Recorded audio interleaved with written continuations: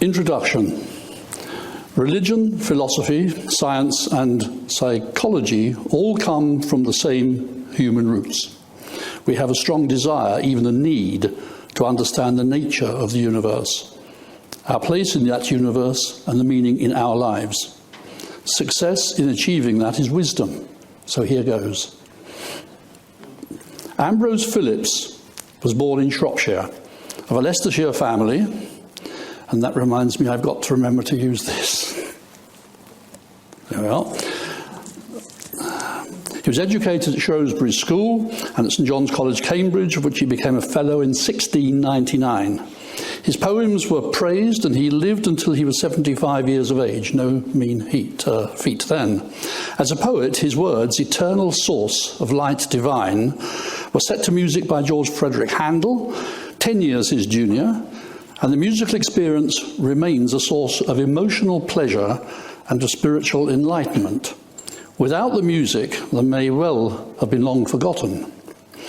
So who can tell me where this relatively rare ode, which you have just heard, was recently performed?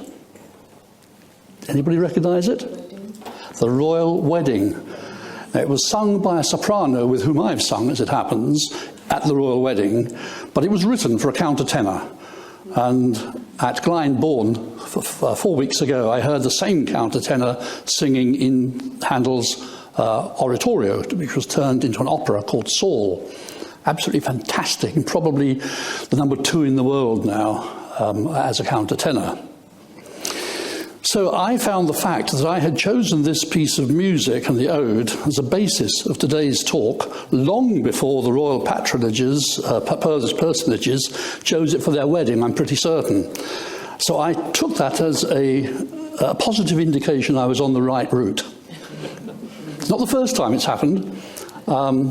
As Maureen said, many years ago, and it was at Loughborough, from memory, it was raining. I was in a little red van. I had 2 Labradors in the back. And I pulled up some traffic lights, and the lecture I was giving was entitled Genesis. That wasn't the pop group or the first book in the Old Testament. It was the beginning of all things. I pulled up at the traffic lights, and there was a big lorry in front of me, and right across the back were the words Genesis. So there are no coincidences, there are no accidents, you only have to spot the reasoning. It's there. Most of my professional life has been in the law. As often as not, the route to answering a legal point when preparing essays for a degree is to go back to the origin of the subject and move forward with the evidence, not use other people's references to it. On Radio 4 a few weeks ago, I heard some academics in the USA were asking people to consider the matter of chapter 1 in Genesis of the Old Testament, where in that version God said, "Let us make mankind in our image." Specifically, they were saying, so do we look like God, or does God look like us? Move on. No, move on too far. There we are. What absolute foolishness from so-called intelligent humans, completely misinterpreting language, culture, and comprehension as a basis of religious teaching. I prefer to take a completely different route to the question of the identity of God and of man, because that's what this is basically about this morning. To encourage the study of philosophy and science, and to investigate the unexplained laws of nature and the powers latent in man are TS objects. I see that identifying and understanding God is paramount in that exercise. Much has been said and written by highly qualified intellectual and famous physicists, philosophers, and the like, but unless it is easily understandable, it is often a waste of time. It would be much the same as my wife trying to teach me the finer points in bridge, something that she has done for many years, and I'm still none the wiser.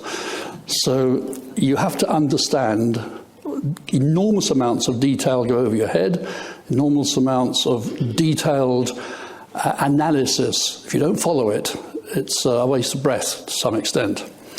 In my 50 years or so practice in law, I learned to interpret the legal subject matter, just as complicated as theoretical spirituality, in the way that the common man, my client, would appreciate and be able to build upon. Thus, our happy couple, and I don't mean the royal couple, I mean Handel and Phillips, from past centuries now come into play and provide not only just an ode for the birthday of Queen Anne, which it was, but from those very first words, an insight to the identification of God. Celestial perspicacity, I wonder. It is a well-known fact that while a picture can paint 1,000 words, music can often open the door to the listener's soul. So, eternal. I'll break it down. I was taught in my teaching certificates that you start at the bottom. Now, you all know this, but you start at the bottom and you build up. Otherwise, coming in halfway, some people may be missed out. So, eternal, everlasting, therefore no ending, and more importantly, no beginning. Source, generic origin, the very creation. Light, from the etymology, lux, illumination. I saw the light. Enlightenment, the opposite being kept in the dark, a state of ignorance. And finally, divine, godlike, of God. Eternal light, eternal source of light divine. From this we have an obvious conclusion. What is the origin and everlasting creation of enlightenment, if not a definition of God? I say a definition because there are many. Of these words, the word enlightenment is of particular interest, as is source. But the latter, source, involves quantum mechanics, and to be dealt with in my workshop tomorrow afternoon. So in the context of this talk, I will define enlightenment as the receiving of spiritual experience through the freeing from ignorance, false beliefs, or prejudice. That's from the dictionary, I didn't make that up.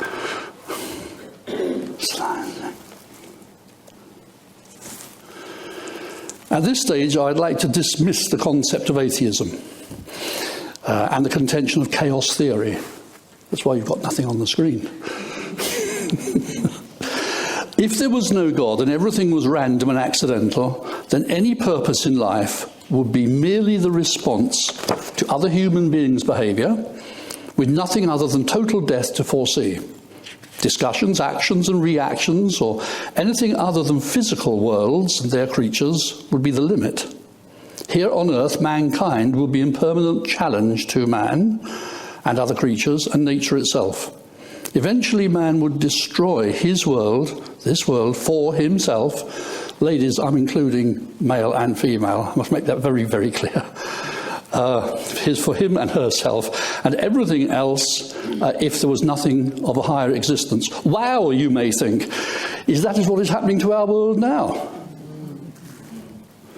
Are there so many atheists or non-practicing religious dropouts from morality that we live in a secular society where so many reject any idea of a higher power that has or may have consequences for man's behaviour during his lifetime on this planet? So where will we find the evidence that satisfies a reasonable conclusion, beyond doubt, that there is, at the least, something more? Will it be found in religion? If so, which? Or how many? To encourage the study of comparative religion is also a TS object. So we're getting there. You're wondering, why am I talking about this subject and the pillars of wisdom and so forth? Well, these are TS basic objects, and you'll see where we're going in due course. Not wishing to muddy the waters, having got this far, it would be incomplete if I did not refer to the other beliefs going back many thousands of years to the present day, and those beliefs dwell upon powerful extraterrestrial aliens, and how their advanced knowledge was accepted as magic or miracles. For example, some suggest that Buddha's ability to appear and disappear, appear somewhere else, and at that instant appear in another place, that he had alien powers, or was indeed actually an alien. Sai Baba also similarly reported. Did they not have a god, the same god? Like the Dalai Lamas, their words are worth reading. Now, religion has a different definition to be found in most dictionaries. It is the belief in and the worship of a superhuman power, especially a personal god or gods, where there is usually a particular system of faith followed with great devotion. Oxford English Dictionary. The galaxy. The late Professor Stephen Hawking, physicist and cosmologist, at the beginning of his YouTube documentary, There Is No God, stated that the deepest question of all, in his unlimited ability to think, was, is there a God that created and controls the universe? Well, he knows now, I guess. Voltaire, writer, historian, philosopher, stated that if God did not exist, it would be necessary to invent him. The first line of the Christian Bible in the Old Testament, and also found in the Jewish Torah, states, in the beginning God created the heavens and the earth. This is all evidence we're going through, you see. Taj Mahal in Islam, the Quran of Islam, in the name of Allah, the most gracious, the most merciful, all praise is due to Allah, Lord of the universe. All three Abrahamic faiths teach, as a fact, that there is a God and that God created everything. Move on to Hinduism. I have to be careful what I say here. Over there. Hindus appear to have many gods, which emanate from the Upanishads and appear in the Bhagavad Gita, to explain them by examples in stories not unlike Jesus' parables. A simple tour guide in India confirmed to me personally that all are perceptions of aspects of the ultimate reality called Brahman. Have I got that right? Yes. Thank you. In Hinduism, Dharma signifies behaviours that are considered to be in accord with the order that makes life and the universe possible, and includes duties, rights, laws, conduct, virtues, and the right way of living. Likewise, Buddhism. Buddhism has similarities, especially concerning an afterlife. In Buddhism, Dharma means cosmic law and order. None of this, as you can see, has any bearing on chaos or the chaos theory. These are all religiously based definitions. So that also applies to the teachings of Buddha, the last one. Dharma is their way of describing God. Are these religions deluded?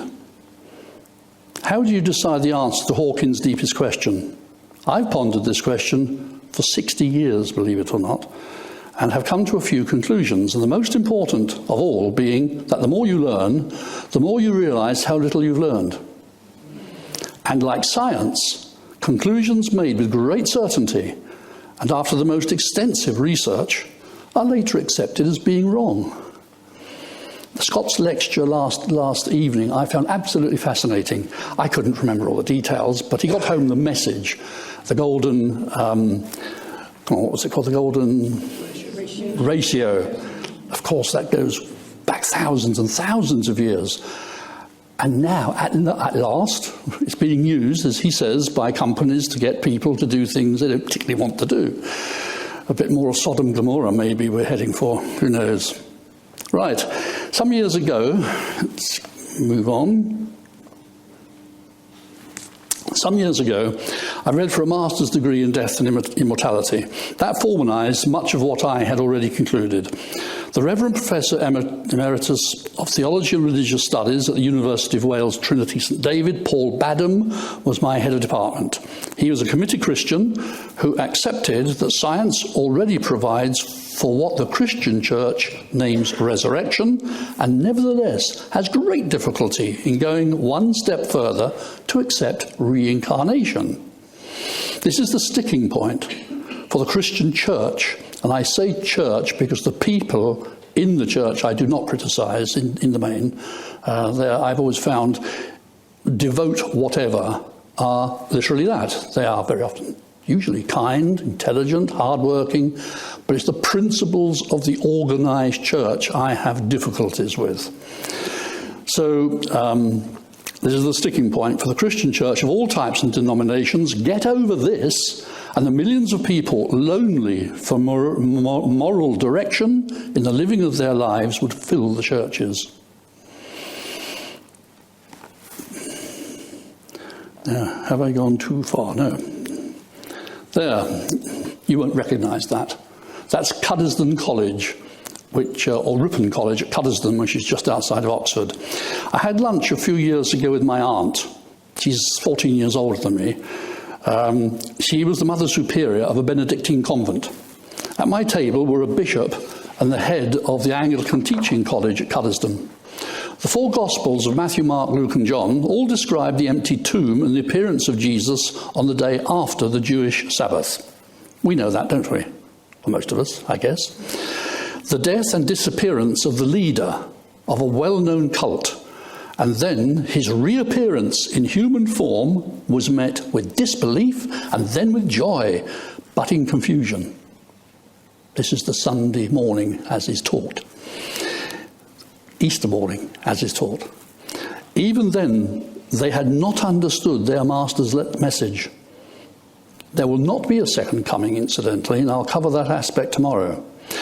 The church did not exist then, and the followers of Joshua ben Joseph, the cult later to be called Christians, and the Roman conquerors wanted no truck with such ideas. Their lies, not even miracles, but political propaganda so far as they were concerned. Each account of the followers varied slightly, and that is to be expected. In one of my former lives, in the police, going to the scene of any accident, crime, offence, to find half a dozen witnesses giving you the same evidence, you'd look very carefully as to where that came from. People don't do that. They see things in a completely different light. You look for the common thread, and then you use the other bits to cross-examine in your mind, if you like, what each have said and the reality of it. So exactly similar accounts would smack of conspiracy or plagiarism. What is clear in each account is that Jesus appeared to Mary Magdalene and other disciples is in a state of partial reincarnation, with a warning not to touch him. I had to reread all this, you know. I mean, I remember the childhood, and you remember what you think you read. And then when you read it now, many years later, it's not always quite the same. However, I read it and I checked it out. So he had this warning not to touch him. But later, when he appeared to the disciples who had gathered together, he was certainly in solid form. St. John gives this evidence, if the document is to be believed, of course. I have not yet returned to my Father and to your Father, my God and your God. Question. Did Jesus dematerialize himself? Or did the angels, which were found in the tomb by the disciples, do they possess this scientific or natural power to dematerialize and rematerialize? The angels are met by various disciples, but not in the presence of Jesus. Jesus is met by disciples when there are no angels there. The famous and beautiful paintings, certainly in Florence, in the museum, I can't remember the name of it. Yeah. And in many others in Italy and other places where there is strong Roman Catholic support, you get to the stage where you think, oh, not another one, because there are so many beautiful paintings by famous artists depicting this particular aspect, because this is the basic aspect of Christianity when you think about it. Christmas is celebrated, but it is Easter Day which is the important one. So, we'll have to remember that the famous and beautiful paintings since that time are mainly well over 1,000 years later. They were as people were then, mentally, emotionally, culturally controlled from birth to death by the teachings of the Roman Catholic Church. Such resurrection was only for those believers who followed the dogma of the powerful church or political organisation, as I would see it. It's my views. I don't want to upset anyone. You may take a different view. This isn't a problem at all. These are ideas. These are based upon my studies over many years. Even the kings and princes of Europe were in its thrall. But a man is wise by the wisdom of his time only, and ignorant with its ignorance. Observe how the greatest minds yield in some degree to the superstitions of their age, said Henry David Thoreau. Today we have advanced in what we call science, and if that is truth, then its theories as to what may actually have happened may have been like this. We're getting a bit closer. And how are we doing for time? We're all right, aren't we? Good. Jesus was certainly born a human, in whatever manner he was conceived. He lived a very human life, but before the death of his first human body, he was reported as raising Lazarus from the dead, making a blind man see, and making a madman sane, among other things. He was able to raise if he was able to raise himself from being dead by dematerialization of his body, the distinctly separate but joinable human and spiritual forms are established. Other religions accept the existence of the soul, if you call that spiritual energy soul or spirit. Other religions accept the existence of the soul without any need for scientific explanation. It is accepted. And this, although it's not in my notes, is something I've found over the years, that if I call it the East and West are so mixed these days, but if you say the East will follow a pathway based totally on faith. They don't need anything else. They are very happy, quite probably rightly, to be happy with what they are taught, and their families and generations have followed. They don't need anything else. The West, on the other hand, relies on data. And unless you have enough data to prove something, it's not proven. I just throw that in as a thought. However, take this assertion to the ultimate stage in relation to Jesus. Is it possible that what the New Testament tells us of his death is absolutely true? In Hinduism, some of its derivative religions, it is fully accepted that an avatar is a deity who is chosen to be incarnated on this earth. Christianity has divisions as to this approach, and many believe it as an impossible story based upon religious teachings, which you may suspect just to be a convenient fairy story. Applying what we now know, is it not possible that Jesus knew exactly how to convert his physical body into pure, powerful, limitless spiritual energy, so that when his body died on the cross, his real consciousness, his real self, was able to reform the energy into a physical body which the disciples recognized? Beam me up, Scotty was not Star Trek's invention at all. Mind you, Scotty managed to do it in seconds, where it took Jesus 3 days.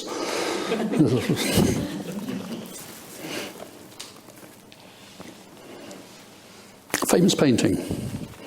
Mary Magdalene and the other women had gone to Jesus' tomb to anoint his body, and who, upon finding his body gone, thought she saw the gardener, and then realized he was Jesus.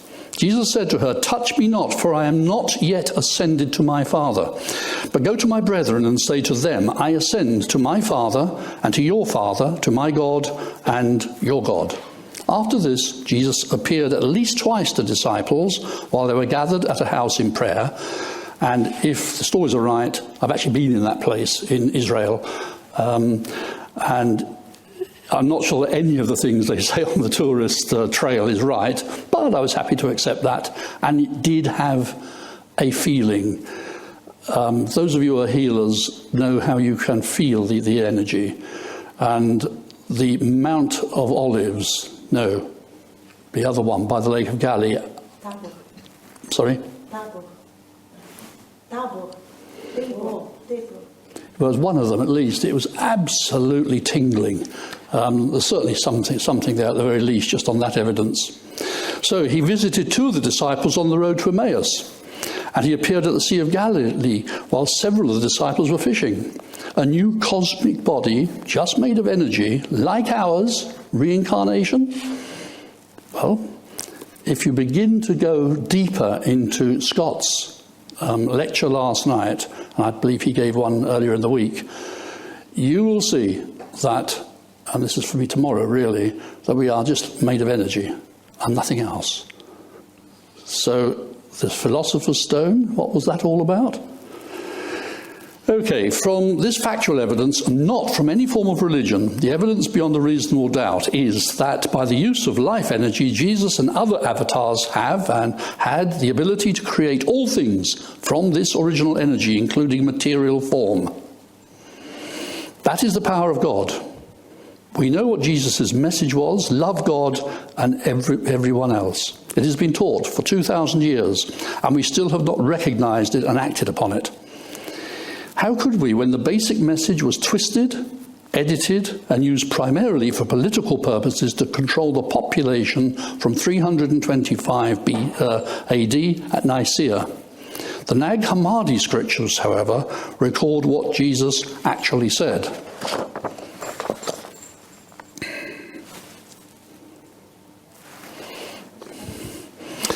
Part 2. Part 3 is tomorrow. Let's whip through this. Oh, yes. Having accepted these accounts and put the acceptance in a drawer, I will admit to having reached a number of conclusions. Probably, first and foremost, is the assertion that what each of us truly believes determines that belief as a fact. Think through that one. I had to whip through it. But what we believe, we see as a fact. Simple. By that I mean our firm perceptions of deeply held beliefs cause those beliefs to become accepted as truth to us. Another way of putting it. An example, albeit of a wide parameter, and the contents of the book called Life in the World Unseen, written by Anthony Borgia, at the behest of Robert Hugh Benson, deceased, 1871 to 1914, a book written by automatic writing, no different to H.P.B's Masters and so forth, the various books, automatic writing. So Benson writes this, and the information is quoted as being one of the most comprehensive accounts ever of what follows physical death. It's worth reading. You can get it off Amazon. My own conclusion is that the account is precisely what Monsignor Robert Benson truly believed he would find after he died. Had he been a Muslim or a Hindu, he would have found exactly what he believed then, which means our mind is a lot more powerful than we realize, and what we believe, we really believe, can be reality, is reality for us. His father became the Archbishop of Canterbury. His brother Arthur, a master at Eton, was won praise for writing the words to Land of Hope and Glory. So there's little bits that have no great bearing, but he was well known, as was the family. Robert entered the Anglican Church, later became a priest in the Roman Catholic Church. He was well known and liked, writing, preaching and lecturing. His work, The Necromancers, however, was not. And Robert made it known that when he died, he wished to return from the spirit world in one way or another and put the record straight. And that is what he appears to have done. But the book does establish the existence of another life. Whether it is what he claimed in the book or not, who knows? Did Robert direct the writing, or is it a complete fraud? Are HBP's writings complete frauds? Or do you believe they are right? There are many examples of automatic writing, and most of them can actually be proved, because the person that wrote Benson's down lived a long time after him. Benson was a mountain climber, and he died of pneumonia early. He was only in his 40s. The person that wrote that down was much older and not long ago. So it's worth reading. I won't say any more about the book. Right. I personally know that another life exists, but that is another story. There are many religions. They all differ, and they tend to create boxes of belief. You are either in or out of this or that box. Box spirituality is not for me. I hope that you will be able to follow my reasoning, and that your thoughts will lead to the same conclusion as mine, where the paths of the unenlightened and the enlightened meet. Yes, well, we know what that is, don't we? There's Life in the World Unseen, which is Benson's book. Move on. Our Father in Heaven seems against this modern perception. Sorry, I have jumped. Science has always started with an idea, often born out of imagination. The idea is clarified and honed and then put to the test. The successful common result of similar tests is the beginning of proof with data of theory, QED. I return to the descriptions of God in the main religions. What time am I supposed to finish? What time am I supposed to finish? Oh, that's fine, good. So I once came to give one of these lectures. It was 3/4 of an hour, and I was told, or I thought I was told, it was an hour and a half. And after an hour, people were going, "I'm hungry, I'm thirsty." So I now make absolutely certain that I'm okay. Right, I return to the descriptions of God in the main religions. Here we go. Lord of the universe, the creator, the ruler of the universe, and source of all moral authority, the supreme being.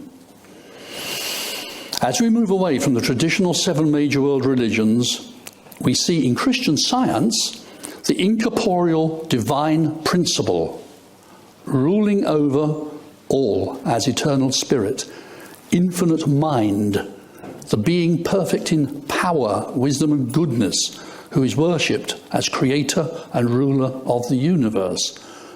No he, no she. It is a thing, an entity, a spirit, a principle. Our Father in heaven seems against this modern perception. So, to be so personified as to be an old man sitting on a throne in the sky, children could understand that. Adults, centuries ago, probably did. And nothing has changed in the litany of the main Christian churches from 325 AD. Father remains as God, so does Jesus, together with his incorporeal spirit called Holy Ghost. Heaven remains a place to which you go if you are good, and hell is where you go if you are bad. Purgatory, that you saw a moment ago, in accordance with Catholic teaching, is a place or condition of temporal punishment for those who, departing this life in God's grace, are not entirely free from venial faults, or have not fully paid the satisfaction due for their transgressions. Somewhat different from, I go to my Father and your Father, to my God and your God, a God that loves and cares for us all. Why has this simplistic and rigid basis of Abrahamic faiths never been updated to answer transparently the questions modern, intelligent and knowledgeable mankind now asks, faced with international hostilities threatening this world and its inhabitants? The World Wide Web not only spreads knowledge all over the world, but it also spreads dissatisfaction. The extremists of Islam have certainly taken advantage of it. There's Constantine. History offers part of the answer. Before the birth of Christ, Judaism and Hinduism existed, as did the numerous other religions, going back millennia. However, most of these disappeared from the time of Christ. To be honest, by the 4th century AD, when the cult of Christianity was turned firstly into the family religion of the Emperor Constantine in 323, and then into the official religion of the Roman Empire, weak legions, strong consciences. We can see why he did what he did. The hordes were at the doors of Rome. He'd moved, but became Constantinople. The first Christian Council of Nicaea in 325 sought to create a mission statement, and for months the haggling and horse trading went on between those involved.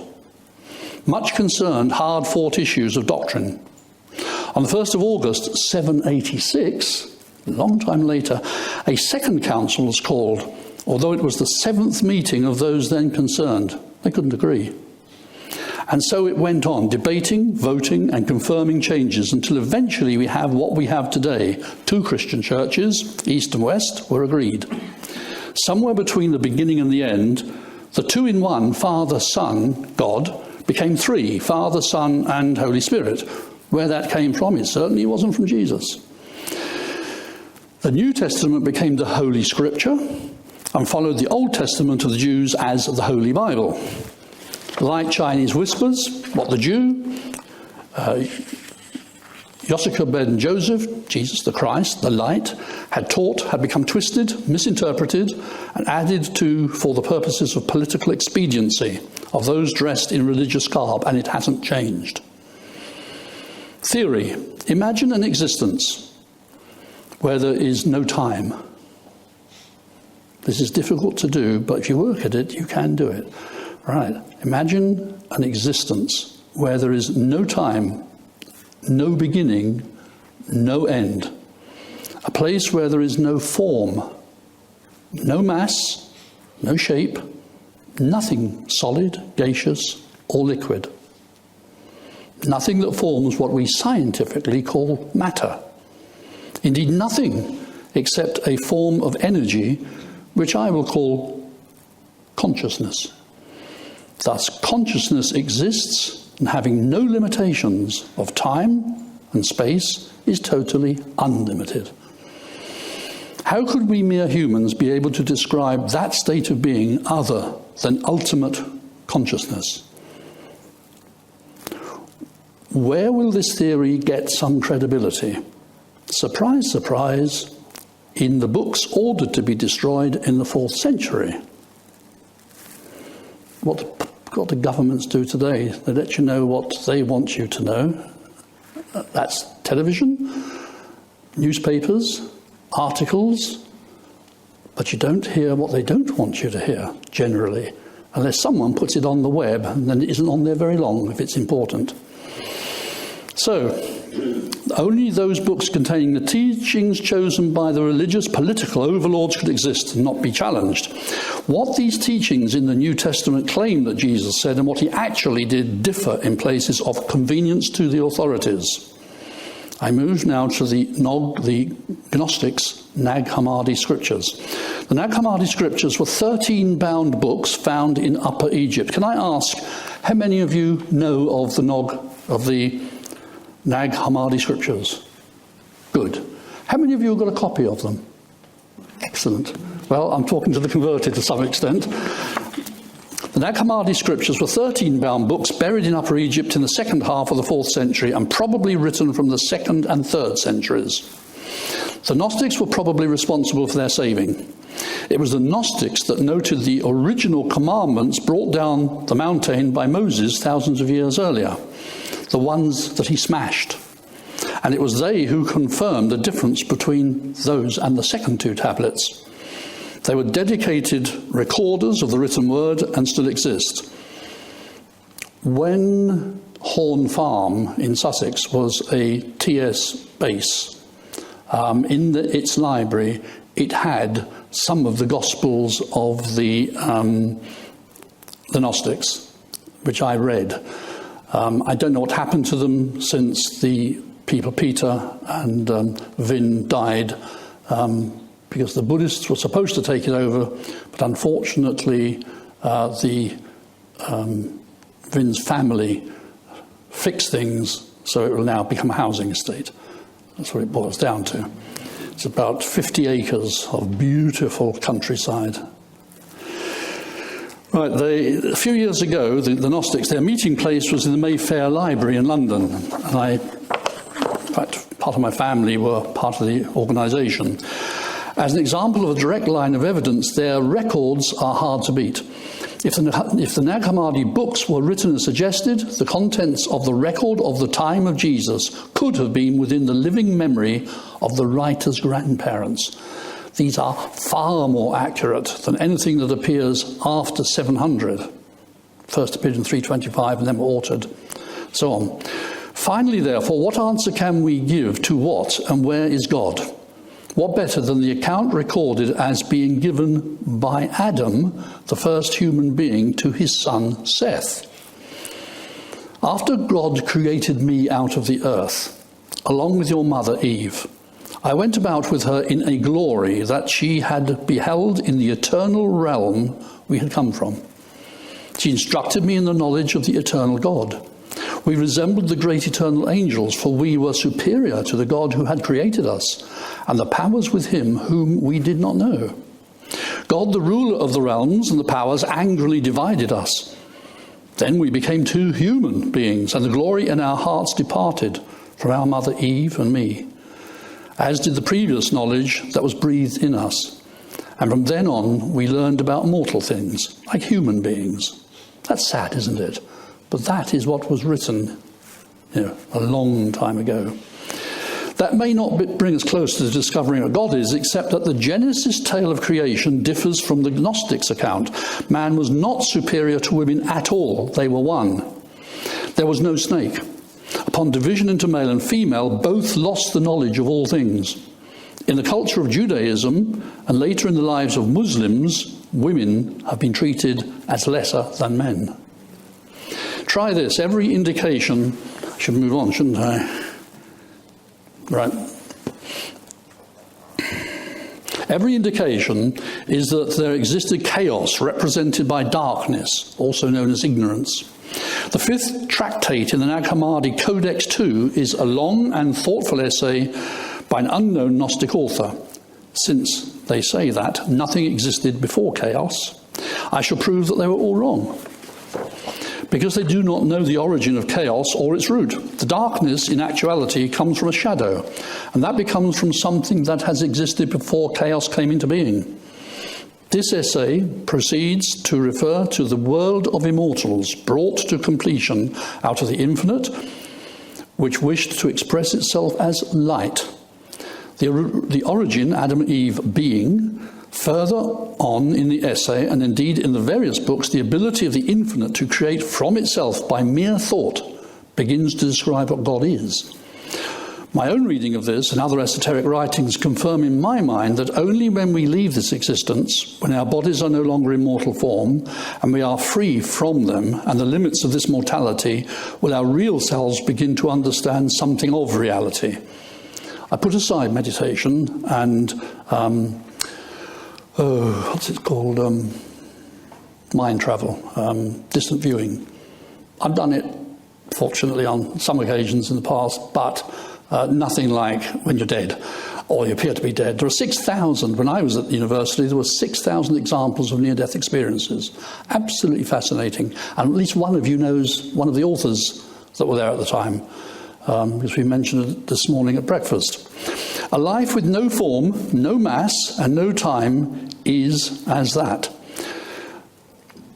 Part of the realms of spirit, unfortunately, because time and space do not exist there's no means by which we could measure our position then, and the likelihood is that realm after realm has its own challenges, pleasures, hurts, and means of advancement. And I move finally to Jesus' teachings, but not that of the Christian Church. Fear not, if Jesus Christ was and is, as described in the various books of the Nag Hammadi scriptures, recorded from the very words of his followers and not allowed into the New Testament, then their message holds the answer to the question. Has to. Allow the use of simple analogies for simple folk at the time, for the life that they were living under the yoke of the Roman Empire and the fear and hope they experienced in daily life. This is what the risen Saviour is recorded as saying to his disciples.